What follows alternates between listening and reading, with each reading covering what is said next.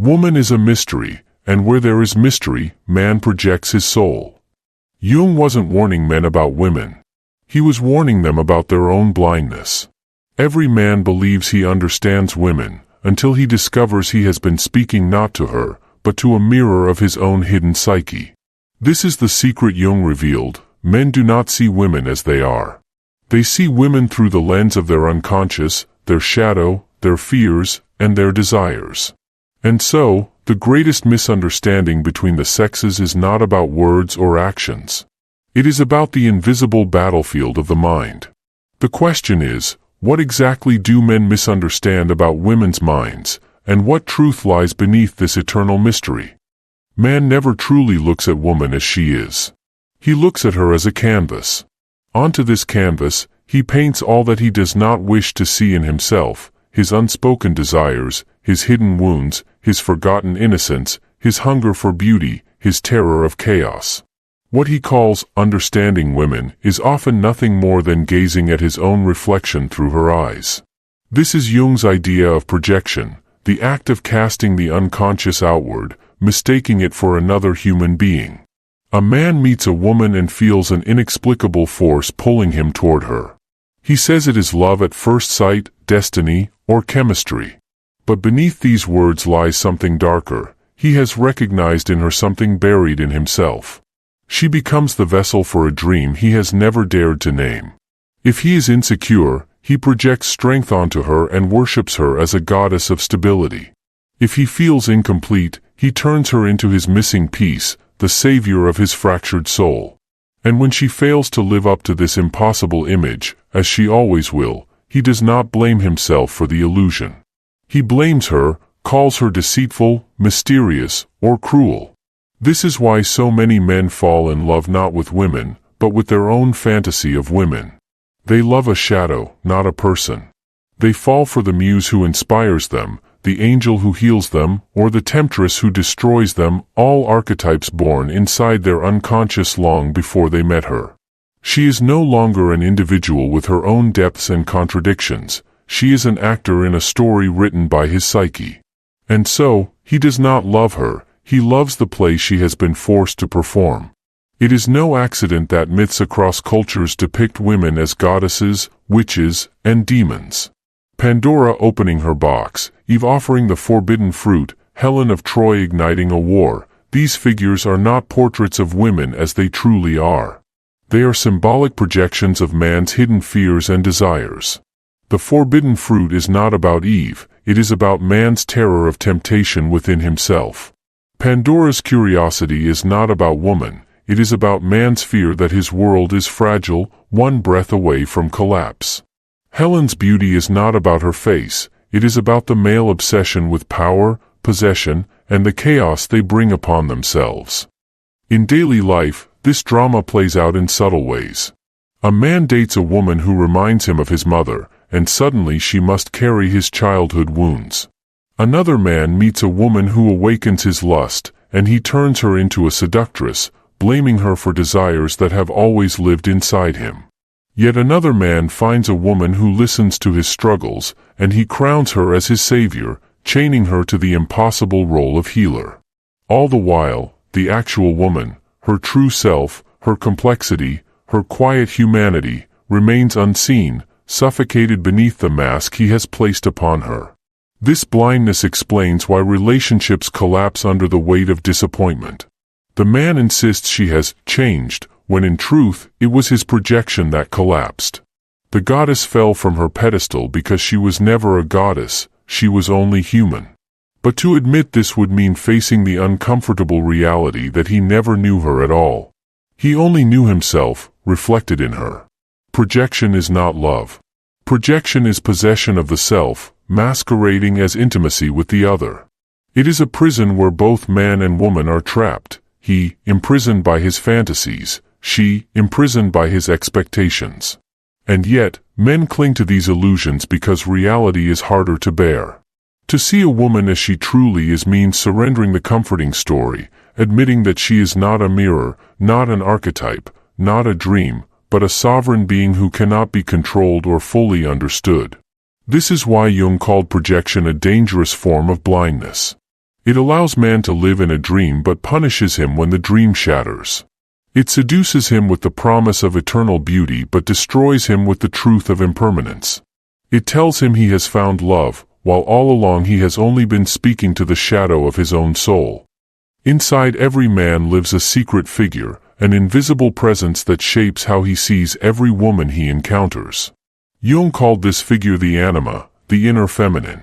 It is not a woman of flesh and blood but a psychic image, a constellation of archetypes born from a man's earliest experiences with the feminine, the mother who fed him, the caretaker who comforted him, the girl who first stirred his longing. This inner woman never leaves him. She moves silently in his dreams, whispers in his fantasies, and paints the faces of real women with colors that do not belong to them. The anima is powerful because she does not stay the same. Jung described her as unfolding in stages, like masks that shift as a man grows, or fails to grow. In her most primitive form, she is little more than lust and desire, a creature of seduction. The young man sees women as temptresses, living symbols of pleasure and danger, and he cannot separate his hunger from their reality. Later, she may appear as the nurturing mother, the savior who promises to heal his wounds and restore his sense of safety. If he matures further, she becomes the muse, inspiring creativity and higher vision, drawing him beyond himself. And at her highest form, she becomes the wise guide, leading him toward deeper understanding of the unconscious and life itself. Yet most men do not see these stages for what they are. They confuse them with the real women they meet.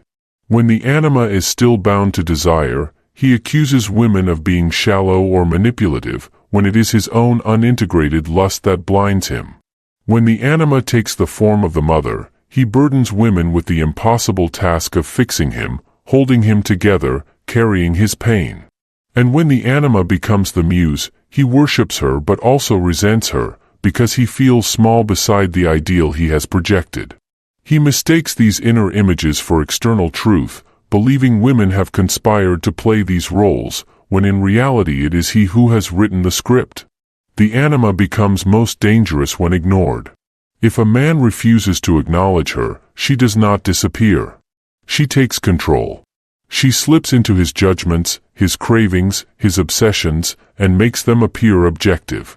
He says, "This woman deceived me, this woman bewitched me," when in fact it was his anima who cast the spell. She leads him into cycles of attraction and bitterness, longing and rage, because he has not recognized her as his own creation.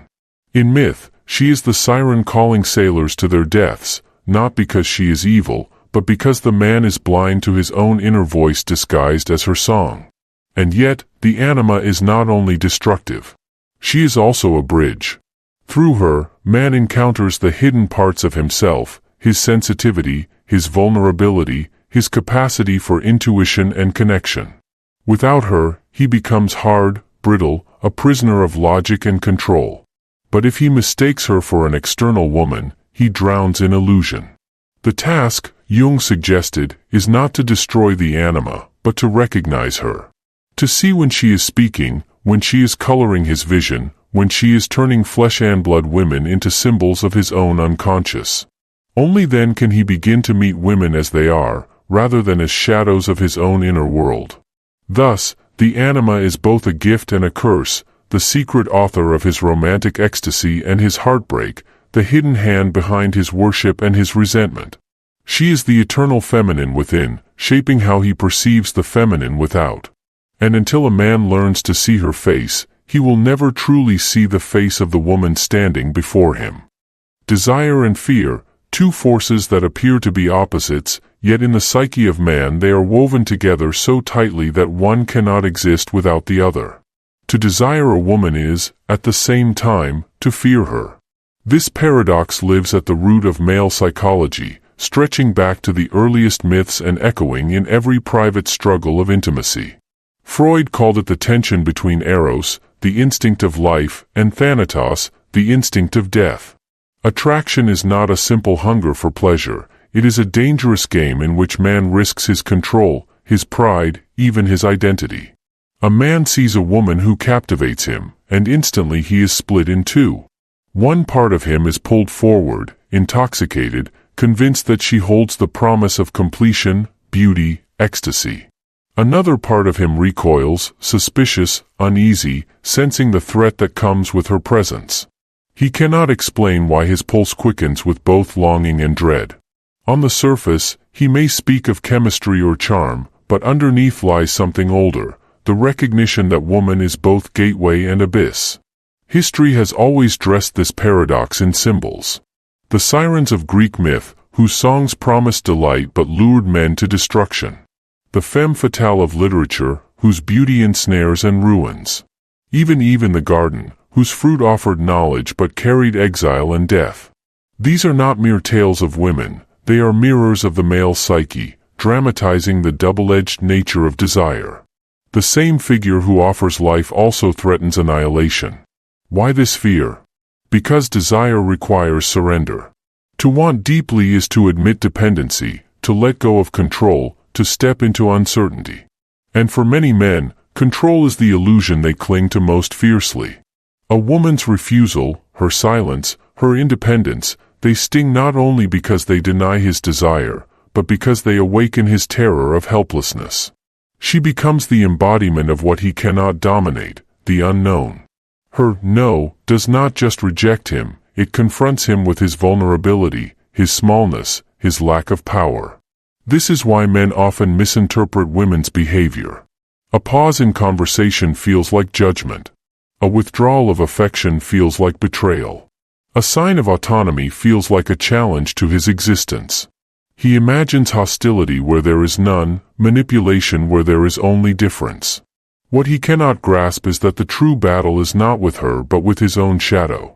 It is not her mystery that unsettles him, it is the mirror she holds to his deepest fear, that he is not in control. Nietzsche once warned, "He who fights with monsters should see to it that he himself does not become a monster." In love, the monster a man fights is often within himself. He fears being consumed by the very passion he craves.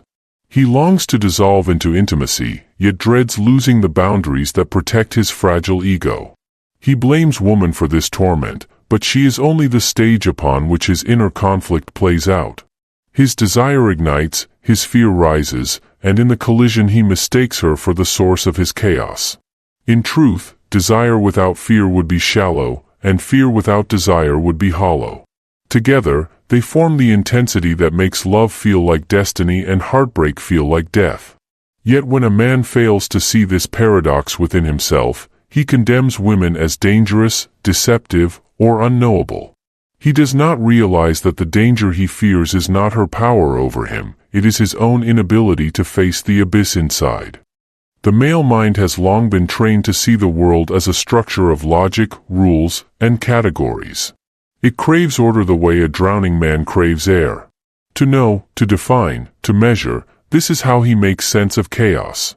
But when he turns his gaze toward woman, this method begins to fail. What he expects to be solved like an equation dissolves in his hands like smoke. Her mind does not move in straight lines. It does not always declare itself openly. It circles, it intuits, it connects. What to him looks like contradiction, to her is simply another layer of truth. This difference has haunted philosophy for centuries. The Stoics spoke of reason as the highest good, yet even they admitted that emotion and intuition could pierce reality in ways reason could not. Jung took it further. The feminine psyche, he argued, does not operate by the same logic as the masculine. Where the male principle seeks clarity, the feminine principle seeks connection. Where the male asks, "What is the rule?" the feminine asks, "What does this mean in relation to everything else?" These are not opposites but different axes of perception. The misunderstanding arises when men dismiss this other axis as irrational. A woman senses betrayal in a friend's tone before a word is spoken, and the man laughs it off as paranoia. Later, when the betrayal unfolds, he is forced to admit that her intuition was closer to truth than his reason. She feels the subtle shift in atmosphere when a room turns hostile, long before facts make it obvious. To him, it seems like magic. To her, it is simply the language of unspoken signals. What men call mystery is often just a blindness to a form of knowing that cannot be dissected with logic. And yet, this blindness becomes a weapon. Frustrated by what they cannot measure, men label women as emotional, unstable, incomprehensible. They act as if her fluidity is a weakness, when in reality it is a strength. Like water, her thought flows around obstacles, finds hidden paths, adapts to shifting terrain. His rigid structures, built on certainty, often collapse when life defies the rules. Her mind bends with the storm, and thus survives it. This difference terrifies him because it cannot be controlled. Logic can be challenged, debated, refuted. But intuition arrives as a fact already felt, undeniable yet impossible to prove. It forces him into a realm where arguments lose their power, where certainty dissolves, where he cannot dominate with reason alone. In this space, he feels small, exposed, powerless. And so, rather than confront his limitation, he calls her mind illogical. But beneath the tension lies a strange truth: both modes of thought are incomplete without the other. Logic without intuition is blind, intuition without logic is ungrounded. The tragedy is that instead of learning from the feminine way of knowing, many men reject it, fearing the humility it demands. For to admit that she sees what he cannot is to surrender the illusion of superiority. It is to confess that the mystery of her mind is not darkness at all, but a light shining where his eyes cannot reach. In Jung's vision, woman was never merely a figure of flesh and blood, she was a living symbol, the embodiment of the unknown itself. To man, she does not only appear as lover, mother, or rival, she emerges as the very threshold between the conscious and the unconscious, between the world he believes he controls and the world that silently controls him. This is why she has been both worshipped and feared across every age. She is not simply person, she is portal. Look at myth, and you will see the same pattern etched again and again. Eve reaching for the fruit, tempting man into exile. Pandora lifting the lid of the jar, unleashing chaos upon the earth. Helen of Troy, her beauty so unbearable it shattered kingdoms. These women were not remembered as individuals, they were remembered as forces. They represented the eternal truth that behind woman lies the unknown, and the unknown can both bless and destroy. Man projects onto her the power of the unconscious, because he cannot bear to face it within himself. This is why she is seen as both savior and destroyer. One moment, she is the muse, guiding him toward creation, wisdom, transcendence. The next, she is the seductress, leading him into obsession, downfall, ruin. She plays both roles because in truth she is neither. She is simply the mirror of the depths within him, the place where order and chaos, wisdom and madness, are entwined. What terrifies him is not her mind but the abyss she represents, the reminder that his rational world is only a fragile island floating in an endless sea. When a man fears woman's mystery, he is really fearing the unconscious, the vast, uncontrollable part of himself that he cannot master. She becomes the face of that vastness, the embodiment of his vulnerability. To approach her is to risk dissolution, to risk being swallowed by something larger than himself. And yet, this is also what draws him to her. For in her, he senses the possibility of transformation, of crossing into realms beyond logic, of discovering truths buried in shadow. She is chaos, but also gateway. This is why relationships between men and women are never simply about two people, they are dramas of the psyche itself. He approaches her not just as a partner but as an archetype, a symbol of his own unconscious. If he runs from her, he runs from himself. If he clings to her, he clings to his own projections. Only rarely does he glimpse the deeper truth, that she is not mystery because she is unknowable, but because the unconscious itself is endless, always beyond his grasp. Thus, woman becomes eternal mystery not by her nature, but by the nature of the psyche that looks at her. To reduce her to categories is to miss her depth. To worship or to condemn her is to miss her humanity. She stands as a symbol because man cannot yet stand before the infinite inside himself. And so he gives the infinite a face. He calls it woman. He calls it mystery. He fears it, desires it, resents it, and above all, he cannot escape it. So the question was, what do men misunderstand about women's minds? The answer is unsettling. men are not really misunderstanding women at all. They are misunderstanding themselves. Every complaint, women are confusing, unpredictable, emotional, is less about women and more about the mirror men fear to look into. Carl Jung's warning echoes through time. If you cannot face the woman within, you will never truly see the woman before you. And perhaps this is why the mystery remains eternal. Because what men seek in women is the secret they have buried deepest in themselves.